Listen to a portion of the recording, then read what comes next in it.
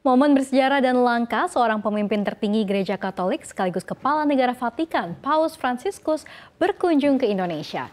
Siapakah beliau yang disebut yang teramat mulia oleh Presiden Joko Widodo dan apa saja tujuan dan agenda kedatangannya ke tanah air? Kita akan bahas lengkapnya dalam Paus Fransiskus sambangi negeri Muslim terbesar. Kita slide yang pertama. Ya, Paus Fransiskus sudah tiba di Indonesia pada 3 September 2024 pukul 11.30 waktu Indonesia bagian Barat dalam rangka perjalanan apostolik ke kawasan Asia Tenggara. Paus dan rombongan mendarat menggunakan pesawat komersial Alitalia yang dioperasikan oleh ITA Airways. Dilansir dari AFP, Paus Fransiskus mendarat di Bandara Soekarno-Hatta, Tangerang dari Roma, Italia. Indonesia jadi negara yang pertama dikunjungi dalam perjalanan apostolik ke-45 Paus Fransiskus. Dirinya akan melakukan sederet kegiatan di Indonesia sampai tanggal 5 September 2024.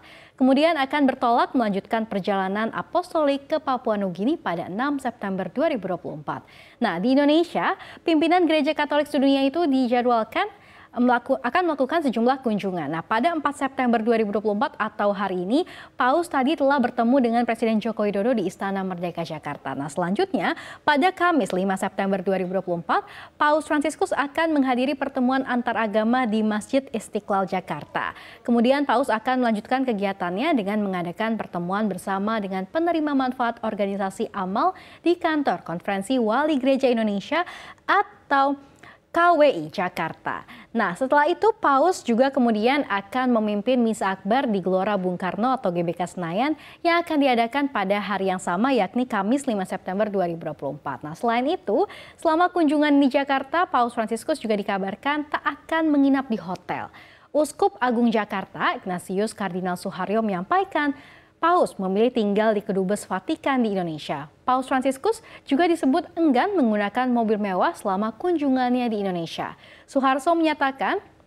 Suharyo maksud kami, Paus memilih mobil yang banyak digunakan oleh masyarakat di sini, yakni Toyota Innova. Bahkan sederhananya lagi sempat terlihat oleh masyarakat dan juga awak media bahwa Paus Fransiskus duduk di kursi penumpang depan tepat di samping pengemudi. Adapun Presiden Jokowi mengungkapkan dirinya menyambut kedatangan yang teramat mulia Paus Fransiskus dengan hangat. Lantas, mengapa Paus Fransiskus justru ingin mengawali tur ini di Indonesia, negara dengan populasi Muslim terbesar di dunia? Kita akan bahas di slide berikutnya. Ya, Menteri Agama RI Yakut Khalil Qomas mengatakan kunjungan Paus Fransiskus ke Indonesia menjadi simbol persahabatan dan dialog antar umat beragama di Indonesia. Yakut ini menilai bahwa kunjungan Paus Fransiskus ke Indonesia dianggap sebagai momentum penting untuk memperkuat hubungan bilateral Indonesia-Vatikan dan menjadikan Indonesia sebagai barometer kehidupan beragama yang rukun dan damai.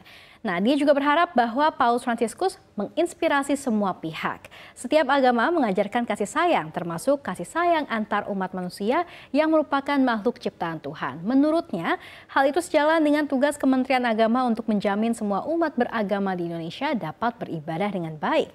Nah, di mana Indonesia saat ini mengakui 6 agama resmi yaitu Islam, Katolik, Kristen, Hindu, Buddha, dan Konghucu. Di sisi lain, menurut Romo Thomas Ulun Ismoyo, juru bicara panitia kunjungan Paus, keputusan ini menunjukkan bahwa pengakuan atas peran Indonesia dalam memajukan keberagaman dan juga toleransi. Adapun selain memperkuat hubungan diplomatik, perjalanan apostolik Paus Fransiskus juga menyoroti posisi Indonesia sebagai contoh harmonisasi antaragama di dunia. Ya, lantas seperti apa profil Paus Fransiskus yang akan memimpin Misa Akbar di GBK? Kita akan cek di slide berikutnya. Ya, inilah profil dari Paus Fransiskus yang ternyata sarjana teknik yang memilih jalur imamat hingga jadi akademisi. Jadi awalnya Paus Fransiskus lahir dengan nama Jorge Mario Bergoglio, adalah pemimpin tertinggi Gereja Katolik Global dan Kepala Negara Vatikan.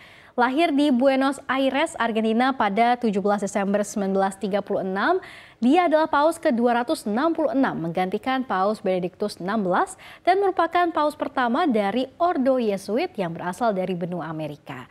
Bergoglio terpilih sebagai paus melalui konklav kepausan pada 13 Maret 2013. Sebelumnya, dia menjabat sebagai uskup agung di Buenos Aires sejak tahun 1998 dan juga diangkat sebagai kardinal pada tahun 2001 oleh Paus Yohanes Paulus II.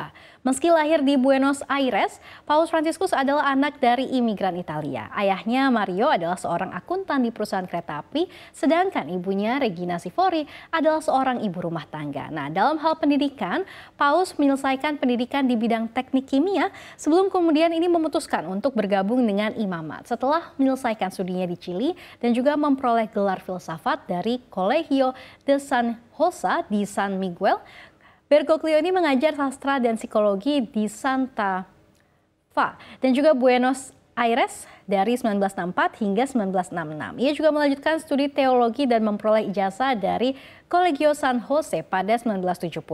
Nah, dari sisi karir religiusnya, pada 20 Mei 1992, Paus Yohanes Paulus II ini mengangkatnya sebagai uskup tituler AUCA dan Uskup Auxiliar Buenos Aires. Dia menerima penahbisan uskup pada 27 Mei dan memilih moto episkopal Miserando atque eligiendo. Selanjutnya, Paus ini menjabat sebagai Uskup Agung Buenos Aires sejak 1998 dan diangkat sebagai kardinal pada 2001 oleh Paus Yohanes Paulus II, kemudian konklav kepausan pada 13 Maret 2013. Nah, Paus Fransiskus pun akhirnya terpilih sebagai Paus ke-266 menggantikan Paus Benediktus XVI. Nah, Paus Fransiskus juga dikenal karena sikapnya yang rendah hati, empati, dan kepedulian terhadap orang miskin, serta komitmennya pada dialog antar agama. Dia juga memuji pendekatan kepausan yang tidak formal dengan memilih tinggal di Wisma Domus Sancte Marte daripada apartemen kepausan di Istana Apostolik. Paus Fransiskus juga merupakan pendukung kesetaraan gender, di mana menekankan pentingnya gereja untuk lebih terbuka pada semua komunitas sambil melawan diskriminasi. Sebagai mantan akademisi, Paus Fransiskus juga memberikan kritik yang tajam terhadap kapitalisme tanpa kendali, konsumerisme, dan juga pembangunan berlebihan sambil mendorong fokus pada pelestarian lingkungan dan pencegahan perubahan iklim. Ia juga menentang hukuman mati dan meminta penghapusan hukuman tersebut secara global. Nah, sedangkan dari sisi diplomasi internasional sendiri, Paus Fransiskus ini berperan dalam mediasi konflik antara Amerika Serikat dan juga Kuba, serta masalah pengungsi migran di Eropa dan juga Amerika Tengah. Pada 2022, ia juga meminta maaf atas peran gereja dalam genosida suku asli di Kanada. Ya, sementara itu, Paus Fransiskus bukanlah satu-satunya paus yang pernah berkunjung ke Indonesia. Adapun Presiden Jokowi mengungkapkan sebenarnya kunjungan Paus Fransiskus ke Indonesia sudah direncanakan beberapa tahun yang lalu.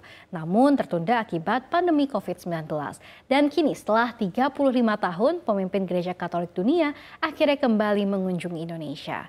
Jokowi menjelaskan ini merupakan kunjungan ketiga setelah kunjungan yang teramat mulia Paulus ke-6 pada 1970, kemudian juga kunjungan teramat mulia Paus Yohanes Paulus II pada tahun 1989, dan inilah pada tahun ini maka berkunjunglah Paus Fransiskus di tahun 2024. Nah, seorang pemimpin Gereja Katolik Dunia menginjakkan kaki ke Indonesia adalah Paus Paulus ke-6. Nah, di tahun 1970 maksud kami, saat Presiden Soeharto ini masih memimpin kala itu. Meskipun begitu, ternyata kedatangan Paus Paulus ke-6 ini bukan kunjungan resmi kenegaraan, melainkan kunjungan singkat. Nah, dalam kunjungan singkatnya, diiringi juga dengan sejumlah agenda, antara lain adalah pertemuan bersama Soeharto di Istana Merdeka, mengunjungi Gereja Katedral Jakarta untuk menyapa singkat para imam dan biarawati di gereja, hingga melakukan perayaan Ekaristi di Stadion Senayan. Bahkan tercatat ribuan jemaat mengikuti Misa Agung tersebut. Nah, selang beberapa tahun kemudian begitu ya, Paus Yohanes Paulus II ini mengunjungi Indonesia pada tahun 1989. Kali ini merupakan kunjungan resmi kenegaraan yang dilakukan selama 6 hari. Mulai dari 9 sampai dengan 14 Oktober 1989. Hari pertama kedatangan Paus Yohanes Paulus II ini langsung diisi dengan agenda pertemuan Presiden Soeharto di Istana Merdeka, kemudian melakukan Misa Kudus di Stadion Utama Senayan. Setidaknya terdapat 125.000 umat yang memadati misa. Jemaat datang dari seluruh penjuru Indonesia dan dalam perjalanannya juga menjelajah Indonesia, Paus Yohanes Paulus II mengungkapkan kekagumannya terhadap ideologi Pancasila. Paus berdoa kepada umat Katolik Indonesia untuk senantiasa memperkuat iman kepada Kristus. Selain itu, Paus Yohanes Paulus II juga menyampaikan pesan untuk tetap menyebarkan kasih kepada sesama dan menjaga perdamaian. Ya, kekuatan ekonomi Vatikan di bawah pimpinan Paus Fransiskus tak bisa dipandang remeh. Padahal Vatikan adalah salah satu negara terkecil di dunia. Vatikan adalah sebuah negara yang terletak di Roma bagian barat Italia. Sejak 2002 negara ini menggunakan mata uang euro walau juga menerbitkan uang koin untuk cenderamata. Nah, berdasarkan situs vatikan.va, mereka punya sejumlah institusi khusus untuk mengelola perekonomian negara, di mana ada Segretariat per l'Economia atau Secretariat for Economy, di mana dipimpin oleh kardinal dan bertanggung jawab atas masalah keuangan Vatikan. Nah, selain itu ada juga the Council for the Economy, di mana juga terdiri dari para kardinal dan juga pakar untuk mengoperasikan keuangan. Penjaga keuangan di Vatikan juga ada, yakni Supervisory and Financial Information Authority atau ASIF, di mana tugas utamanya adalah mencegah terjadinya pencucian uang dan pendanaan terorisme. Jika mengacu ke The World Factbook buatan Central Intelligence Agency atau CIA, gerak ekonomi Vatikan disebut terbatas pada pariwisata. Nah, misalnya pendapatan masuk dari tiket museum, tur, kemudian juga penjualan cenderamata, perangko dan juga uang koin. Namun agak sulit untuk melacak pendapatan yang dihasilkan dari geliat ekonomi Vatikan. Tidak ada publikasi rutin secara tahunan tentang pemasukan yang mereka dapatkan. Sedangkan perkiraan jumlah tenaga kerja di negara tersebut mencapai 4.822 orang. Dan ini pun adalah data pada tahun 2016 yang lalu. Ya pemirsa, tentunya kunjungan Paus Fransiskus tidak hanya menjadi momen penting dalam hubungan diplomatik antara Indonesia dan Vatikan, tetapi juga memiliki makna spiritual mendalam bagi umat Katolik di Indonesia. Semoga Paus Fransiskus senantiasa sehat dan berumur panjang.